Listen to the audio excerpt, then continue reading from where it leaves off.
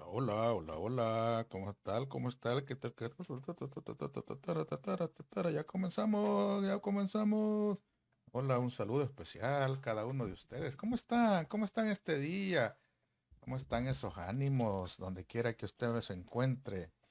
En cualquier lugar del mundo, en cualquier lugar de este país, en cualquier lugar de nuestro país, El Salvador. ¿Cómo están esos ánimos? A ver, cuéntenos si ya está usted con un ambiente navideño o todavía no.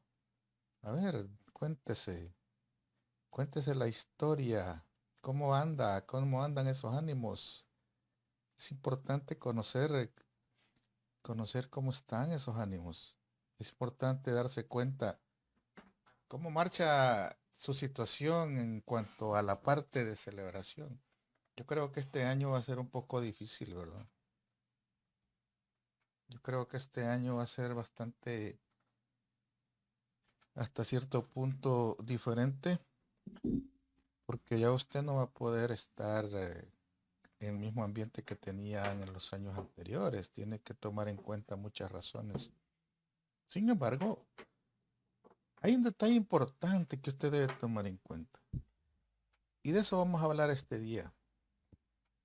Vamos a hablar del medio ambiente. Vamos a hablar de qué tanto hacemos nosotros por cuidar ese ambiente donde nosotros vivimos.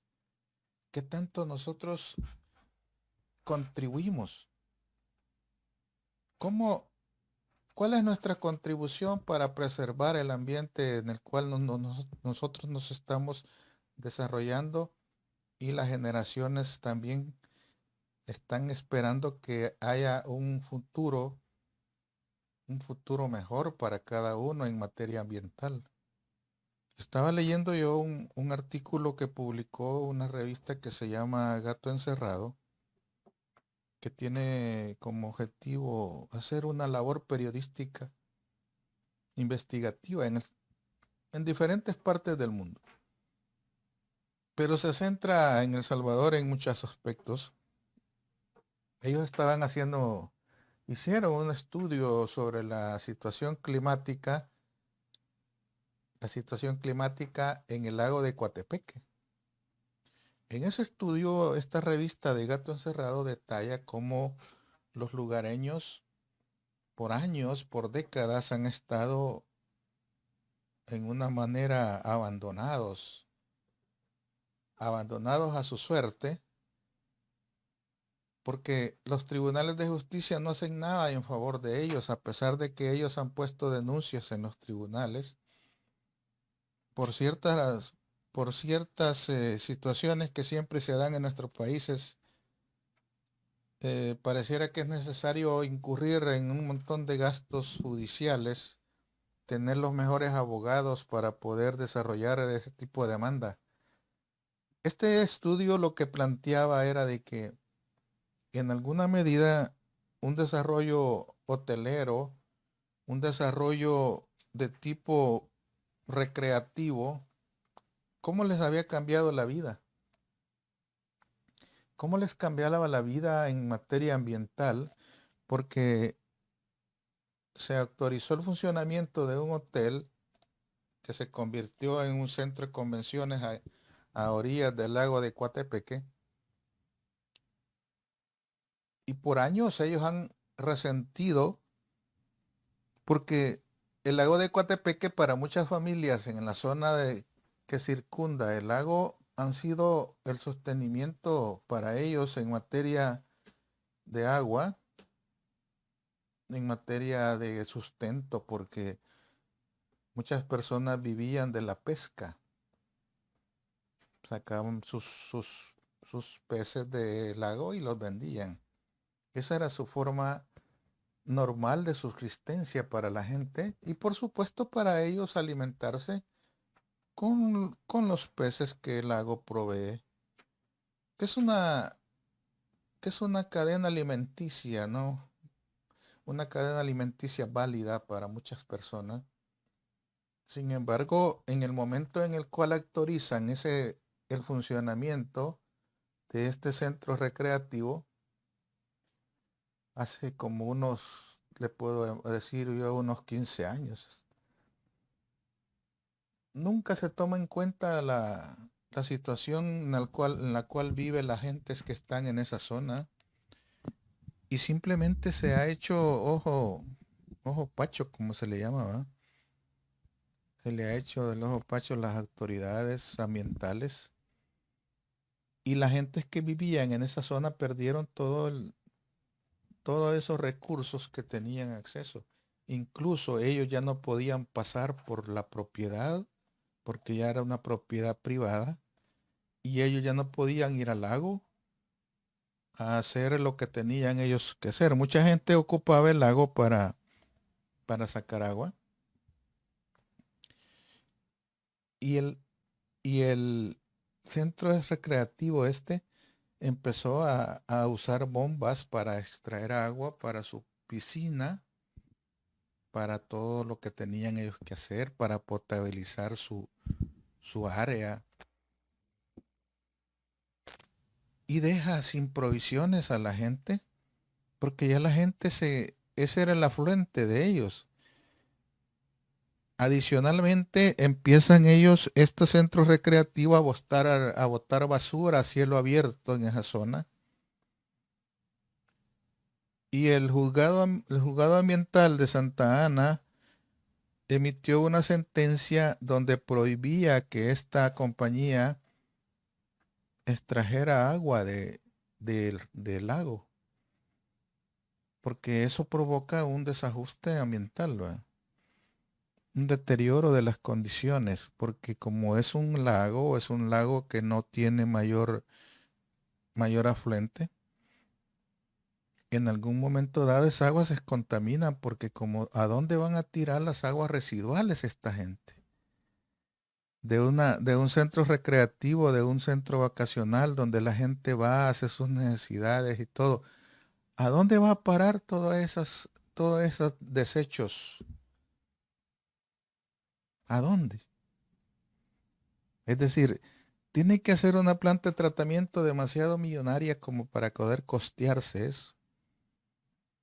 Y a raíz de eso, en este momento está todavía en pleito después de 15, 20 años y no se le ve salida, no se le ve ningún tipo de asistencia a la gente que provee y que también está demandando que se le dé respuesta. Y cuando se le pregunta a esa gente responde que por miedo a represalias, ellos no denunciaban, porque los dueños eran demasiado poderosos de la familia Guerrero del Salvador, que son gente pudiente de siempre. Sin embargo, a estas alturas todavía no hay ninguna acción. Adicionalmente han empezado a construir otros centros residenciales alrededor del lago y nadie se opone. El Ministerio de Medio Ambiente no regula nada de eso. Y ahí tenemos que a estas alturas existen recursos en contra pero no pasa nada.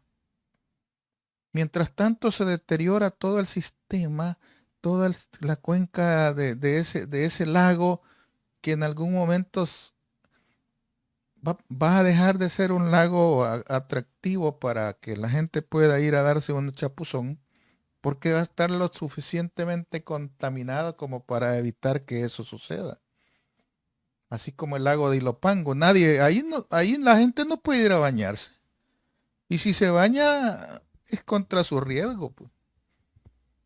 El lago de Ilopango es un lago contaminado totalmente. Si a simple vista se mira las aguas del lago totalmente sucias, y sin embargo siguen sacando agua del lago de Ilopango en las pipas. Esas cosas no paran en nuestro país. Hace poco, hace poco se le dio permiso ambiental a una compañía residencial para que construyera un proyecto allá por Apopa, Nejapa, por esa zona que se le llama el Valle de Ángel, de la familia Dueñas, las mismas, las mismas que hicieron la tala de árboles en la finca del Espino y que han afectado toda la cuenca acuífera que provee agua al Gran San Salvador. Y que al talar árboles y al hacer carreteras en medio de la finca El Espino, ¿qué es lo que ha pasado? Que todas las aguas que recogen, todas las aguas lluvias que se recogen en esos lugares, corren a una velocidad vertiginosa hacia la cuenca de Río Acelguate y provoca inundaciones en la época lluviosa. Hace 10 años, en la época del gobierno de Mauricio Funes, hicieron un proyecto para poder evitar que esas aguas lluvias que caían de la zona de allá por la finca El Espino y que bajaban y que arrastraron un bus, por ejemplo, allá por una colonia en una época, una colonia un bus de una iglesia lo arrastró con todo y feligreses allí. Fue un año bien desastroso para el país, allá por el año 2009, entiendo, 2010, y si no me equivoco la fecha, pero lo cierto es de que a raíz de eso, en esa época, se hicieron unos trabajos para quitarle velocidad al agua que baja desde esas zonas. Pero en la última lluvia que sucedió hace poco, en mayo de este año, se comprobó, o abril, mayo, por ahí, una tormenta Amanda, se comprobó que no es suficiente, porque provocó que muchas casas de la parte baja, allá por la colonia Nuevo Israel, sucumbieran. Y ese es el proyecto insignia que existe ahorita, hacerle las casas a esa gente. Y esa gente está preguntando a dónde está mi casa. Así como salieron a protestar señoritas el fin de semana pasado en contra de el gobierno a decirle dónde está el dinero, dónde está el dinero. Y esa protesta ha calado en el gobierno, porque ha empezado a defenderse como gato panza arriba diciendo, no, el dinero se lo robaron otros. Y en esa protesta se le decía, señor presidente, devuelva lo que está robando. Ya no es el momento de seguirse quejando de lo que pasó hace 50 años, ¿verdad? Cuando un gobierno asume una responsabilidad, sabe a lo que se enfrenta. Cuando un gobierno comienza a administrar los bienes del Estado, sabe qué es lo que tiene enfrente, ¿verdad? Porque administrar un país con dinero es fácil. Administrar una compañía con dinero es fácil. Cualquier administrador de empresas hace ese trabajo. Lo difícil es administrar un país en crisis. Lo difícil es administrar un país sin recursos. Lo difícil es administrar un país que han disminuido los ingresos. Pero ya no vale esa cifra astronómica, ya no vale decir, mire, pero es que yo necesito tanto. Porque es un barril sin fondo el gobierno, donde ya topó las reservas, donde ya los organismos internacionales le dicen, mire, usted no tiene maniobra para poder decir que va a suscribir nuevos créditos. No hay forma. Ya llegó a más del 90, 91, 92 sobre la base, de lo que se venía produciendo en el país. Pero estamos en un periodo de recesión.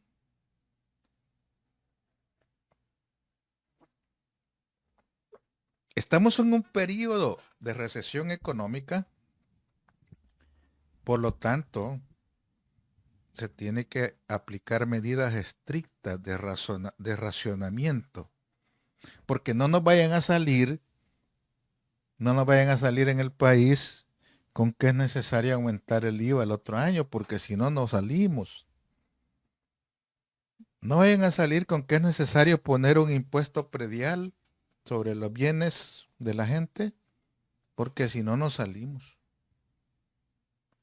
O no vayan a salir con un aumento al agua, con una eliminación de los subsidios, con un aumento a la electricidad. Y por cierto, hoy comenzó un aumento al combustible, ¿va? Porque es importante tomar medidas, pero ahí es donde se demuestra la calidad de administrador que tiene un país, cuando puede manejar un país en crisis y que a pesar de los limitantes, tiene un ambiente armonioso entre toda la sociedad. Porque es importante que la gente entienda que el país necesita una buena dosis de armonía social, necesita un entendimiento entre todas las fuerzas políticas, económicas, sociales del país, necesita un gran esfuerzo de nación para poder desarrollar al país. Si no existen esos esfuerzos, si por un lado la empresa privada está haciendo su trabajo, los trabajadores están haciendo el suyo, pero el gobierno solo está gastando el dinero, no, así no podemos salir. Es difícil que yo pueda explicar algunos conceptos económicos porque posiblemente yo no tenga el conocimiento suficiente para explicarlo. Pero en términos generales, lo que yo digo es, si el país necesita caminar por un sendero, no puede andar un lado divorciado del otro. El gobierno por un lado gastando, haciendo alarde de que tiene el poder y puede disponer del dinero que quiera y puede usarlo en lo que quiera. Y no tengo por qué explicar en qué lo gasté. Mientras esa actitud soberbia la tenga el gobierno, nadie en su sano juicio puede empezar a apoyar. Porque lo que puede pasar el próximo año es de que si empiezan a querer solucionar los problemas con aumentos en los impuestos, con aumentos en las tarifas de servicio, con no control de los diferentes gastos, el país va al fracaso. El país va a fracasar. Mire, ¿cuál es la receta? Es que la receta es sencilla, pero se trata de que se quiera poner. Y aquí no se trata de poner una inyección que le duela a la población. Aquí no se trata de hacer que la gente tome una medicina amarga, pero el gobierno no se la toma. Pide que la población se sacrifique sus bolsillos y su estómago, pide que la población come salteado, pero el gobierno no reduce sus gastos. Al contrario, los aumenta. Y le quita poder a los organismos de control. En el año 2021, los organismos de control como la Corte de Cuentas va a tener menos presupuesto. El Instituto de Acceso a la Inversión Pública va a tener menos presupuesto. ¿Por qué? Porque al gobierno no le interesa que lo controlen. A él no le gusta que le pidan transparencia en los gastos. Él quiere gastar a lo loco, a lo descabellado. Gasta 1.2 millones de dólares para pagar asesores que le ayuden a mejorar la imagen al presidente frente a los congresistas en Estados Unidos. Y mientras tanto, los adultos mayores siguen esperando su pensión universal de 50 dólares mensuales que le venían dando anteriormente los gobiernos. Ya han pasado meses, ya han pasado mucho tiempo y los adultos mayores todavía siguen diciendo, tal vez llega, tal vez nos dan.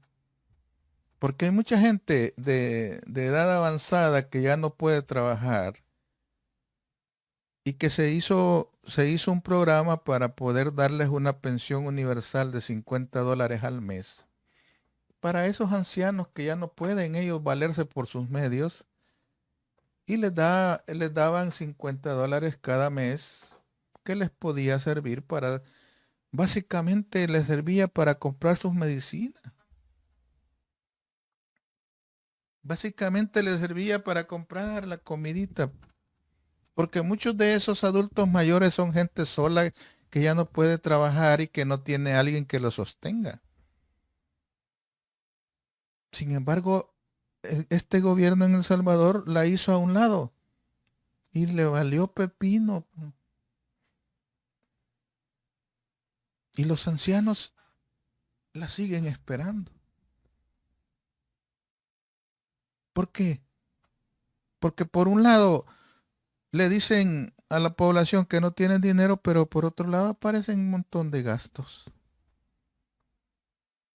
Aparecen comprando espacios publicitarios, aparecen remodelando oficinas, aparecen tirando el dinero a lo loco comprando uniformes fabricados en Honduras cuando en El Salvador se fabrican.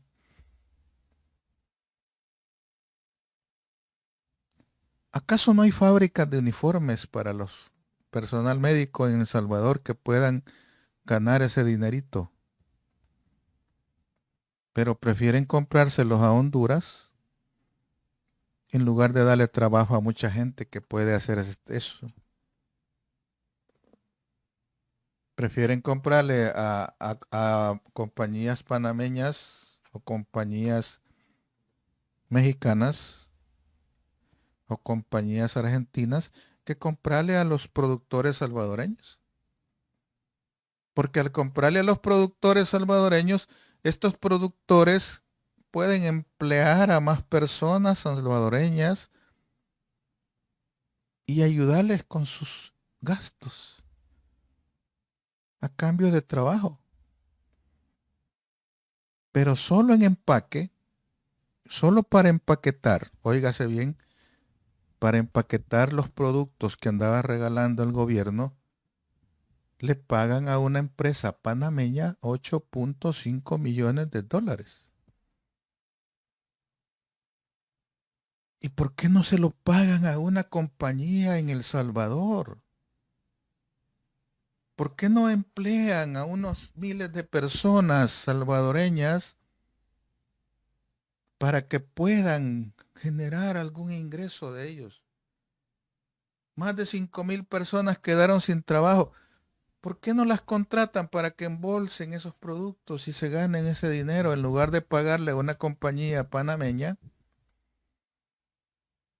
En lugar de comprarle el atún a una compañía brasileña, ¿por qué no lo compró a una compañía en El Salvador? ¿Por qué no en lugar de darle atún, por qué no le dio otra cosa de producto salvadoreño? Para que los salvadoreños puedan tener un ingreso producto del trabajo que hacen. Y esos son los detalles que uno a veces debe tomar en cuenta y no ignorar que existe varias maneras de hacer un trabajo. El Salvador pagó en concepto de comisión para la colocación de los letes y setes, que son los documentos que le permitieron colocar 1.000 millones de dólares en el mercado internacional. Le pagó a un fulano de origen paraguayo, 30 millones de dólares en concepto de comisión. ¿Cuánto, cuánto se puede hacer en El Salvador con 30 millones de dólares? ¿Qué tipo de proyectos se pueden ejecutar con ese dinero? Pero yo no entiendo la calidad de asesorías que tiene el gobierno de El Salvador cuando prefiere contratar a gente de fuera del país que contratar a la gente salvadoreña. Es porque existe una actitud en contra de la mano de obra salvadoreña, o es porque le tiene rabia a las empresas del Salvador. O, en el peor de los casos, es porque las compañías de fuera no son sujetas de control de los organismos del Salvador. Y al no ser sujetas de control por los organismos del Salvador, está fuera del alcance de que le descubran al gobierno que ha ganado cierta comisión sus funcionarios. Porque como esas cosas no son comprobables, porque no existen huellas, un funcionario compra productos por, ¿qué le puedo decir? 2 millones de dólares. Pagan el producto llega a El Salvador, pero el, el vendedor le da su tajadita al funcionario público bajo de agua, ¿va? Y van a aparecer diciendo presente pruebas, pues. Es que no dejan evidencia. Porque esas cosas son las que ellos manejan, porque tienen intereses en compañías que en una forma indirecta ellos reciben una comisión. Y a mí me pueden decir, bueno, ¿y por qué no presentan las pruebas? Es que no dejan evidencia, ese es el problema. Eso se da en diferentes formas porque se crean compañías que son fantasmas muchas veces, que no tienen una residencia legal, solamente es una residencia fantasmagórica y que solo sirve para hacer negocios. Eso se vio cuando pagaron 4.5 millones de dólares a una compañía argentina radicada en Miami que había vendido caretas y mascarillas. Y el Banco de Estados Unidos le dijo, mire, esta compañía está como muy sospechosa porque esta compañía nunca ha estado moviendo esta cantidad de dinero, así que no le puedo aceptar ese depósito porque me parece sospechosa, y el banco incluso le canceló la cuenta a esa compañía, porque son compañías de fachada, son compañías que se crean solo para ese propósito. Así como una compañía española que le compraron 12 millones de dólares en concepto de compra de mascarillas y todas esas cosas. Y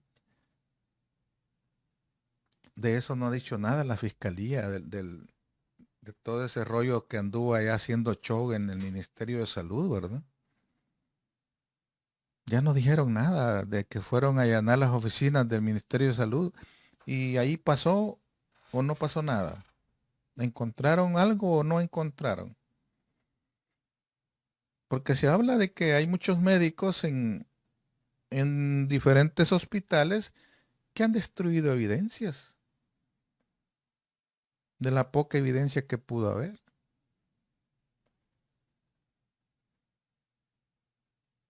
Y la fiscalía ni siquiera se ha pronunciado de qué pasó con eso.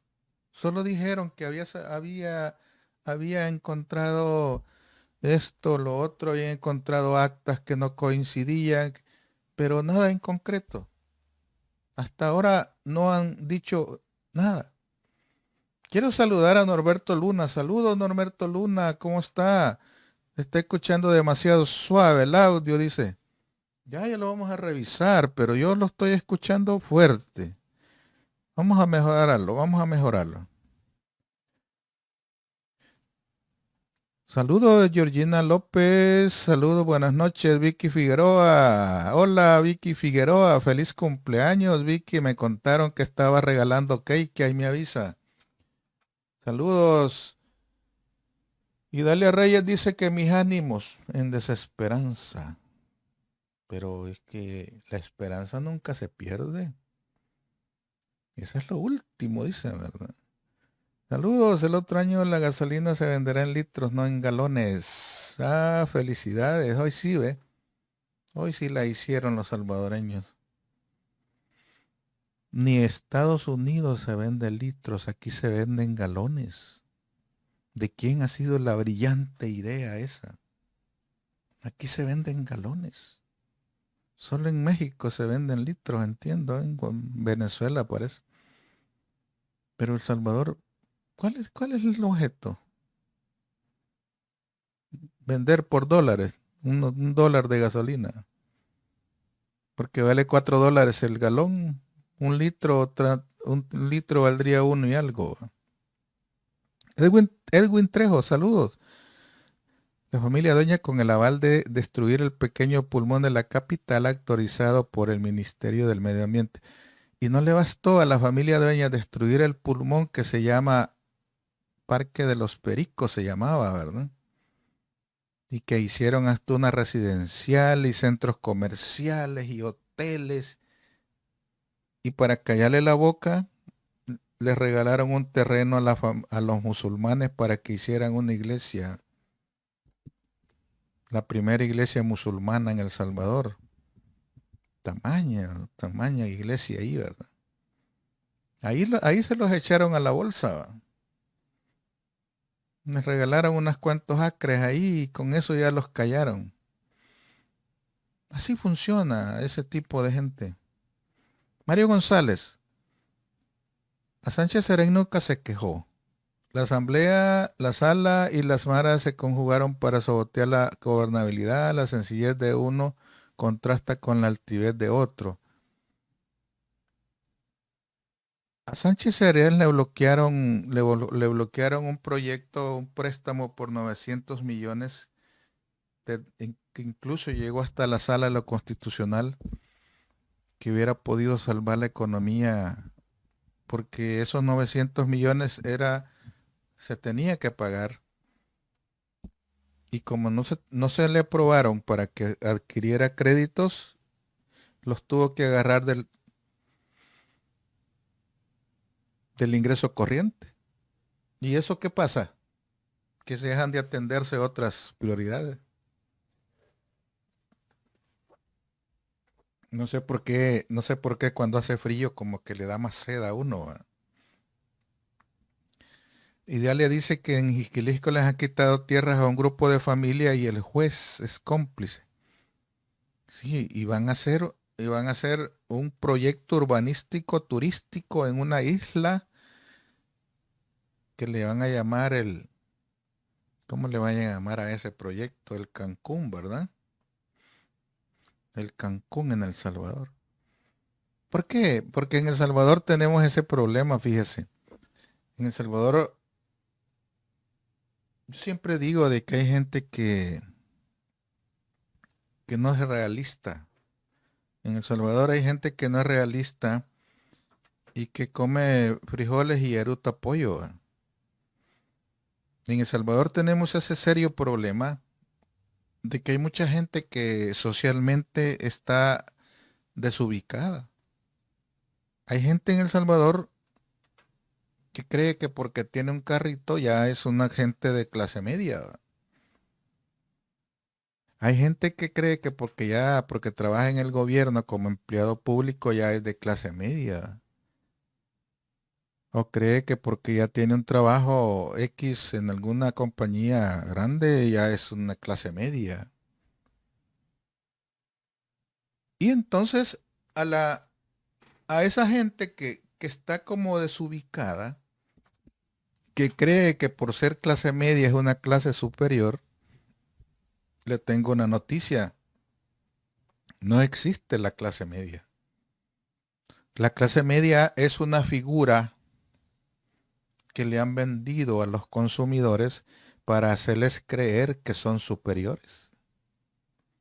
Pero no existe ninguna clase media, solamente existe la clase alta y la baja. Y aparecen un montón de actitudes sociológicas que dicen que hay, así lo miran los sociológicos, ¿verdad? Dicen que hay clase media, clase baja y clase alta. Y que dentro de la clase alta hay alta, alta, alta media y alta baja. Y entre la clase media existe media alta, media media y media baja. Y dentro de la clase baja existe clase baja, clase baja media y clase baja baja. Eso es lo que los sociólogos han hecho como un muñeco para hacerle creer que usted es superior a aquel y que aquel es superior a usted. Para hacerle creer a usted que porque es una persona que tiene un vehículo del 2000, es menos que una persona que tiene un vehículo del 2014. Y el que tiene un carro 2020 se cree que es una clase superior. Y yo siempre he sostenido de que esa figura que le venden los sociólogos a las personas, lo que hace es engañarla para hacerle creer que tiene un estatus social diferente y que por lo tanto, una persona que se considera clase media está por encima de la clase baja, la que vive en Soyapango, la clase media, la que vive ya un poquito más arriba. Y así la miden a la gente. Así la miden. Y la clase pobre es la que vive allá en el campo. Pero en el campo hay gente que tiene mucho dinero. En el campo hay mucha gente adinerada que no tiene necesidad de vivir en la ciudad, porque en el campo está su forma de vida. Pero muchos tienen de menos a la gente porque vive en el campo o porque ni siquiera fue a estudiar. Creen que porque una persona no estudia es una persona pobre, ¿va? Creen que porque una persona no fue a la universidad es una persona sin ninguna capacidad educativa. Y aquellos que se consideran profesionistas creen que porque saben, porque tienen una licenciatura, una maestría, un doctorado, ellos creen que son de una clase alta. Y los demás dicen, ¿verdad? Otros le dicen, y la chusma, ¿va? Pero esa constante situación anómala de enfrentamiento entre las clases, que realmente es la misma, está llevando a un desastre económico, porque muchos caen presa fácil del consumismo, pretendiendo automentirse, ¿verdad? Automentirse, autosugestionarse en que porque puede pagar una casa que nunca va a ser de él,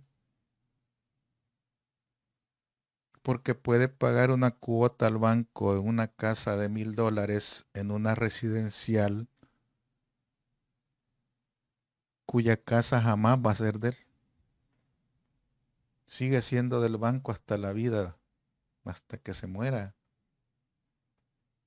Porque una casa en El Salvador se convierte en 5 veces el valor original que le dieron. por aquello de los intereses bancarios.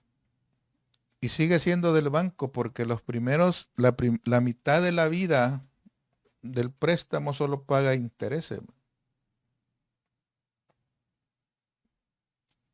Pero esa gente que puede pagar una cuota elevada en una residencial allá por la zona de la Santa Elena, allá por la zona de calle al Puerto de la Libertad, esa gente se cree de que es de clase media o de que es de clase alta porque tiene una hipoteca y la está pagando, porque tiene un carro que lo está pagando y porque tiene un sueldo.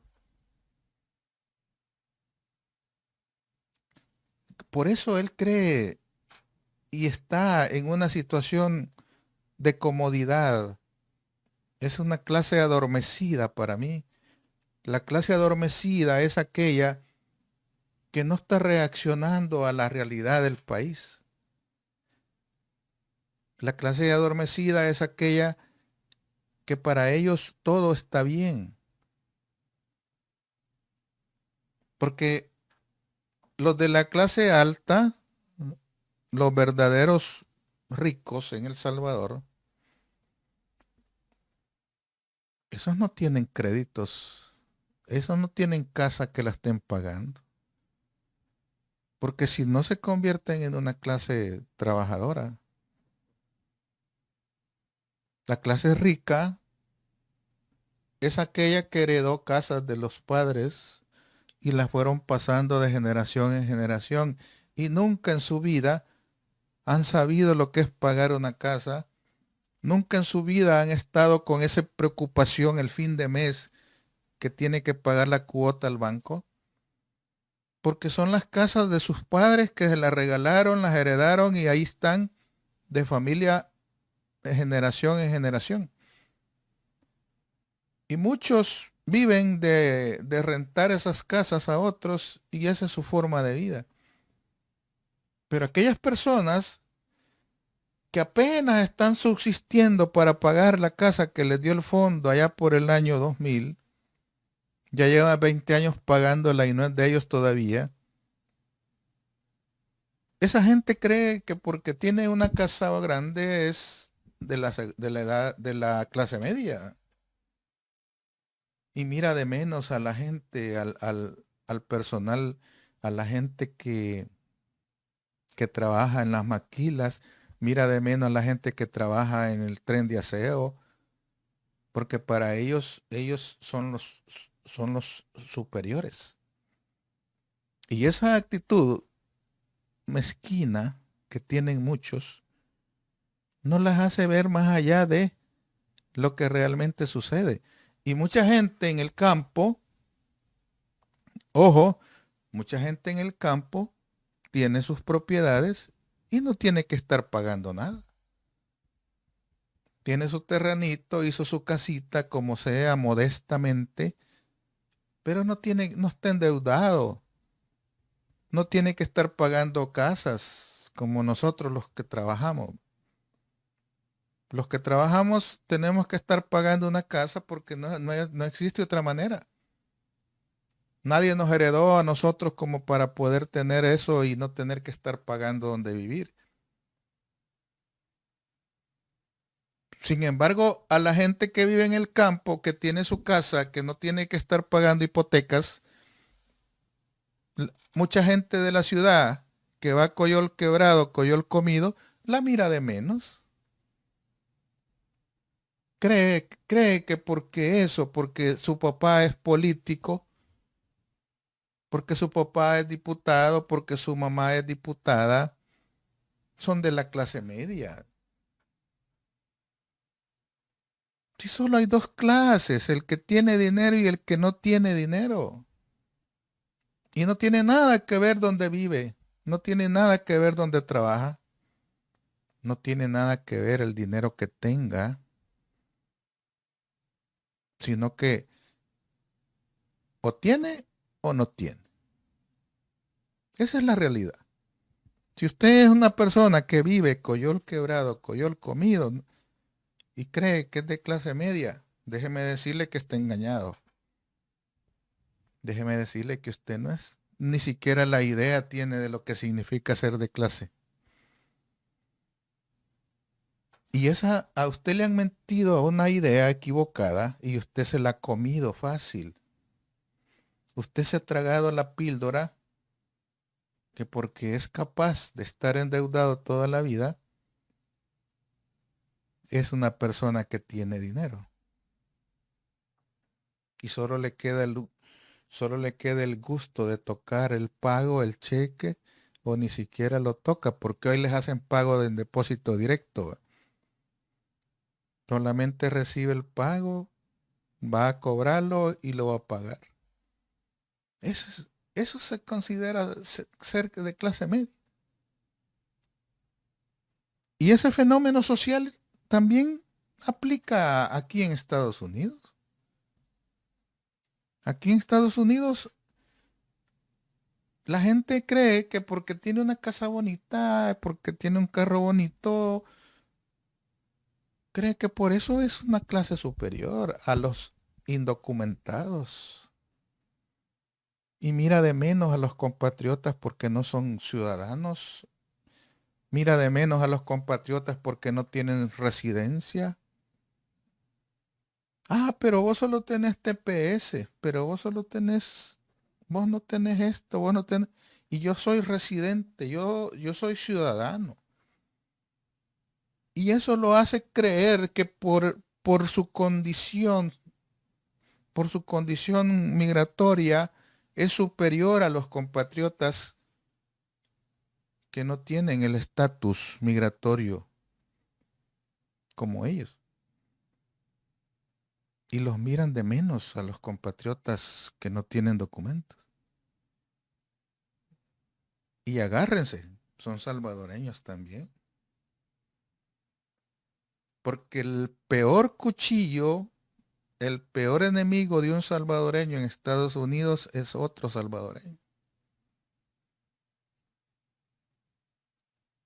Es más factible y más probable que un ciudadano de origen estadounidense, un chelón gringo de 2 metros, es más probable que esa persona sea más amable, sea más condescendiente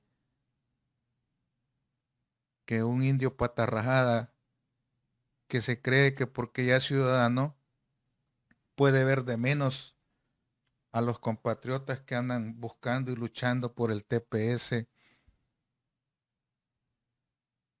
mendigando que le den una green card, mendigando que le den un permiso de trabajo. Pero un tipo que posiblemente ni siquiera estudió, pero ha logrado tener aquí dinero y ha logrado hacer su estatus residente. Muchos porque lo hicieron de una forma correcta, otros porque no llegaron hasta ahí. Pero ya se consideran una clase elevada, ya se consideran alguien que puede ver de menos a los compatriotas. Y esas cosas se ven en nuestro país, El Salvador, también. Muchos creen que porque tienen parientes en el gobierno son superiores a las demás personas y le llaman a los demás en una forma despectiva. Pero se les olvida que los puestos públicos no son eternos. Se les olvida que los puestos públicos solo duran 5 años. O muchos que, por ejemplo, creían que el presidente Trump iba a ganar otros 4 años y eran salvadoreños también. Y que creían que iba a seguir 4 años. No, no, no pasó. Muy pocos presidentes en Estados Unidos han perdido la reelección. Y el presidente Trump la perdió. ¿Por qué? Por su actitud, por mirar de menos a una capa social, por creerse el ser superior de un solo sopapo cae. Así le pasa a la clase política. En El Salvador la clase política que está en el gobierno cree que van a estar allí 10, 20 años. Es que no se trata de eso, porque el poder es temporal.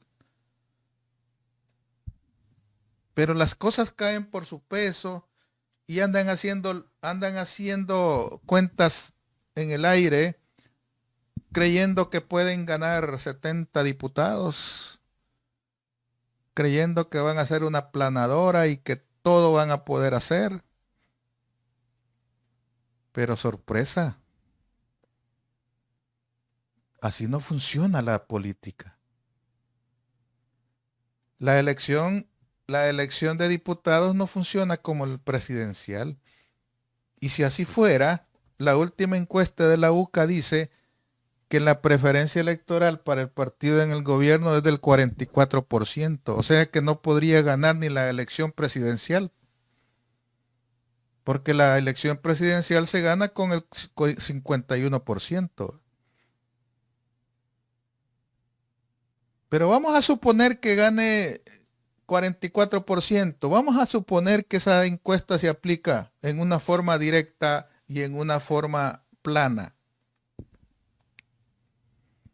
Vamos a suponer que le vamos a aplicar un 40% porque así dice la encuesta y entonces le vamos a poner 44% a los 84 diputados y entonces vamos a tener ¿cuántos diputados?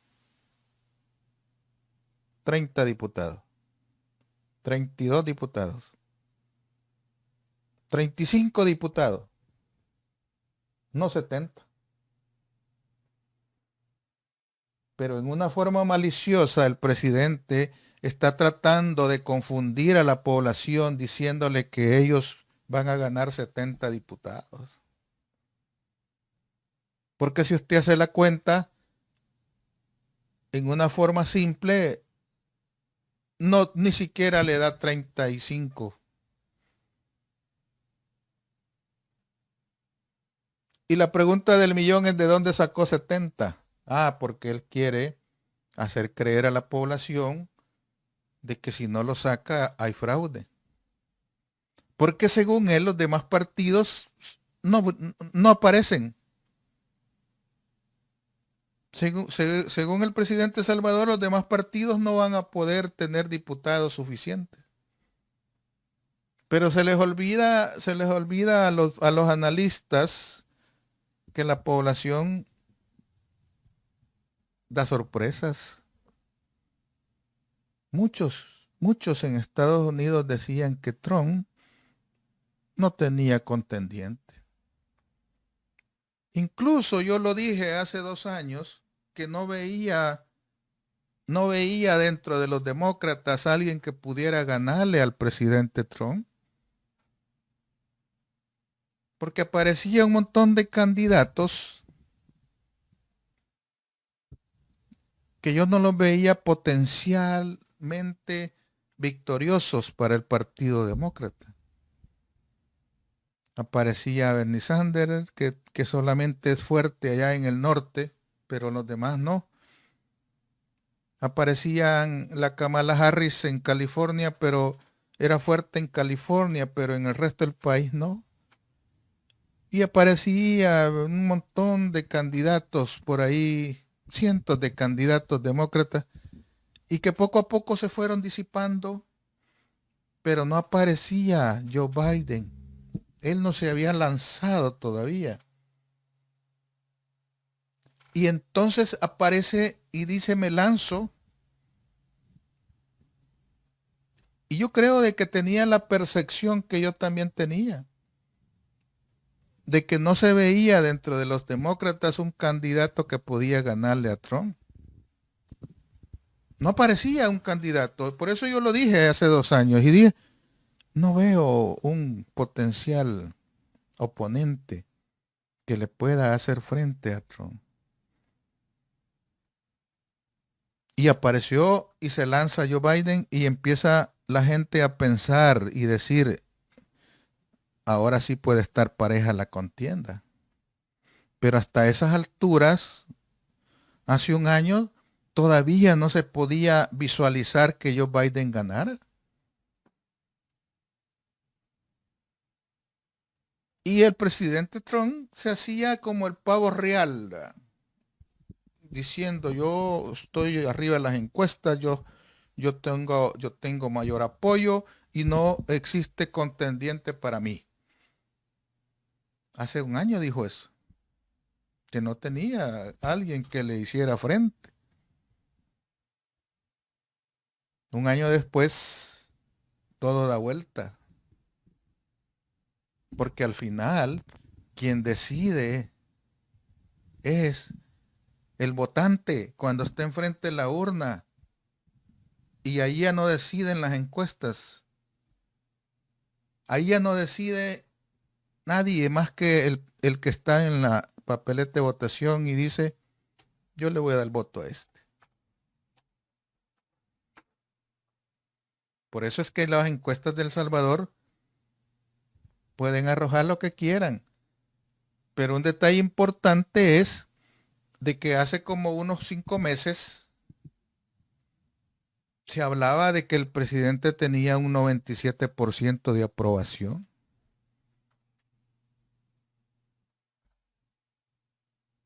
Él lo dijo. Él dijo que tenía un 97% y que solo el 3% eran los demás. Y la UCA dice, la preferencia electoral es del 44. ¿Dónde quedó el 97? Eso es la parte que tiene que entenderse, de que no existe una fórmula mágica y que al final es el sabio, es el soberano pueblo el que decide. Y los aires de grandeza, esos aires, esas ínfulas que lo hacen creer que puede ser elegible fácilmente, eso se cae en un instante. Por eso es que no hay que cantar victoria nunca.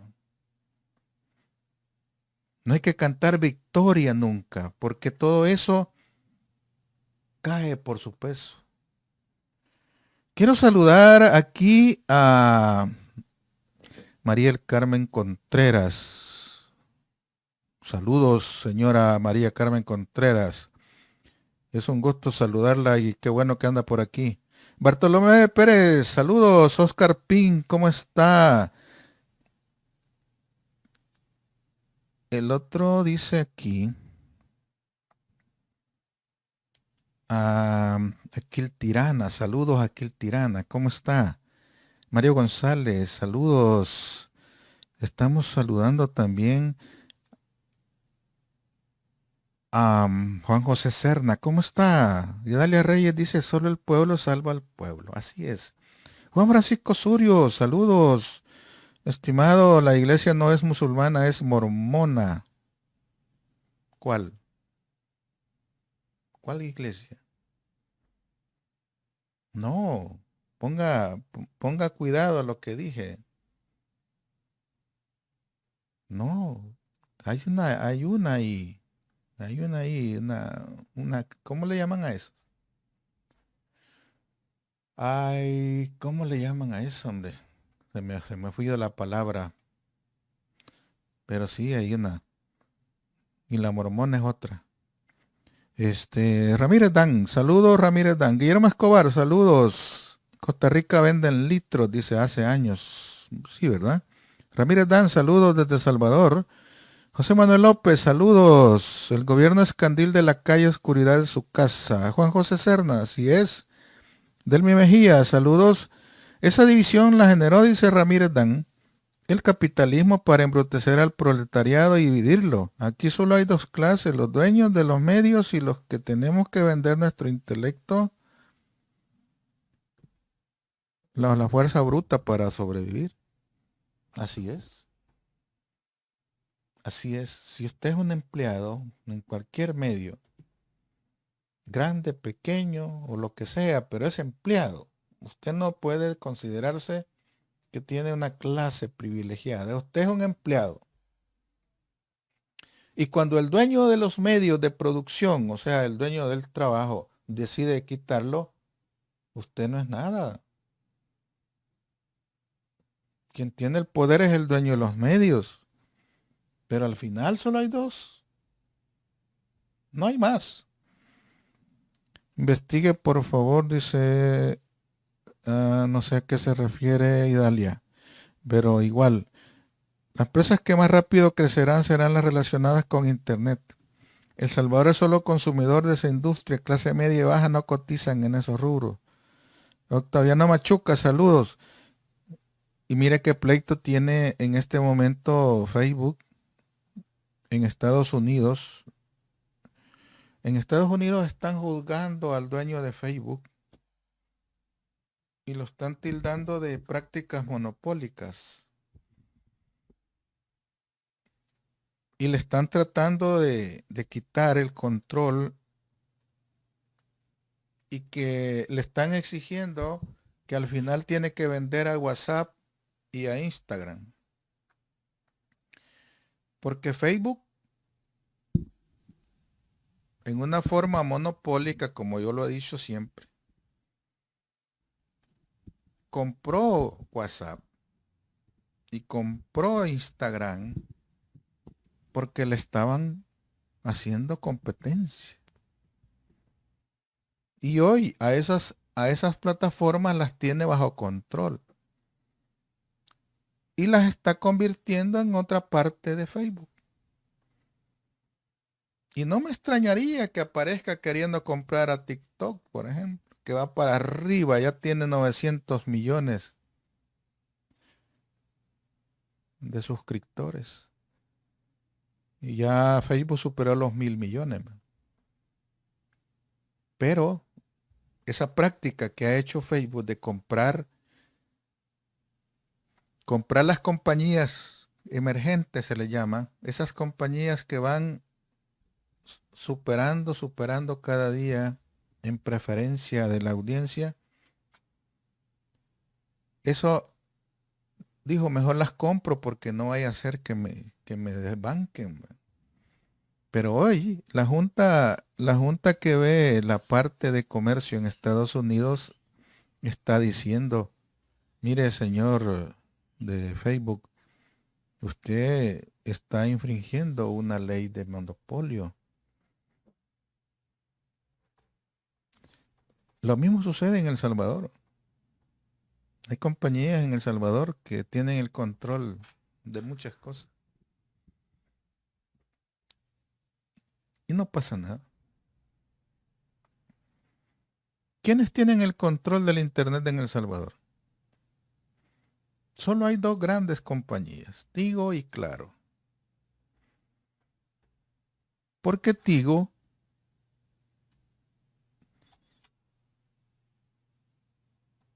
es un monstruo. Y inmediatamente aparece una compañía pequeña que quiere salir al mercado, no la dejan que entre.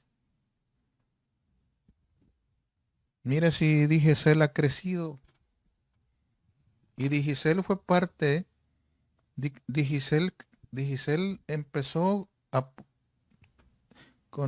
de la mano de Tigo, pero no ha crecido gran cosa. Y claro, es la única competencia que tiene Tigo. Y ellos pueden hacer y deshacer con el servicio de cable en El Salvador como se les antoja. Ellos dos se ponen de acuerdo y restringen las transmisiones. ¿Y qué va? Ellos tienen el control monopólico. Así como hicieron aquella jugadita las distribuidoras de energía que vendieron CAES, una compañía pública, se la vendieron American Power, creo que se llama la compañía. Pero habían otras compañías, CLESA y la no se llama, no sé cómo se llama en Oriente, pero en Occidente se llamaba Clesa y en Oriente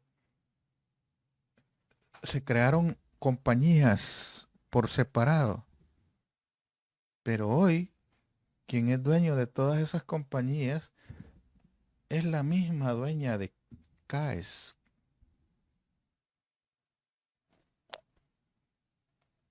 Y no hay monopolio ahí. Aunque son diferentes compañías con otros nombres, la casa matriz es la misma. AES creo que se llamaban.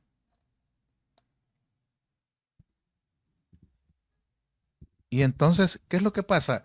Que esas prácticas monopólicas son las que pretende el gobierno de El Salvador también, en materia política.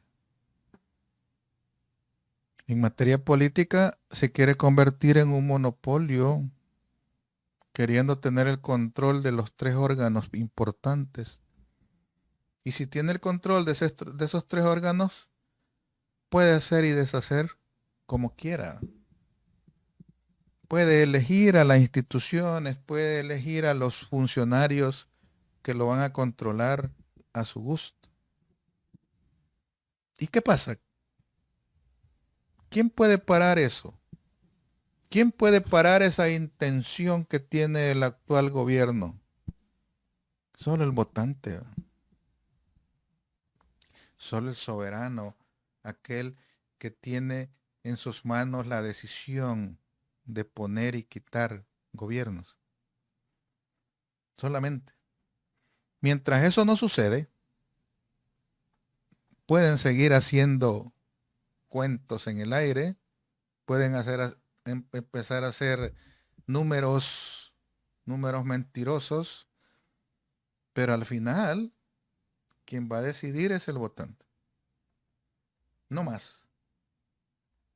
Saludos, saludos a todos. Quiero agradecerles el tiempo que se han tomado para estar este día por aquí. Nos vamos a saludar mañana y espero que me acompañen a las 7 de la noche. Vamos a estar con un programa especial mañana. Vamos a tener un invitado. Se les quiere mucho, se les aprecia y se valora mucho el hecho de que ustedes se tomen el tiempo para estar aquí, porque gracias a ustedes este programa existe. Cuídense mucho y pasen buenas noches.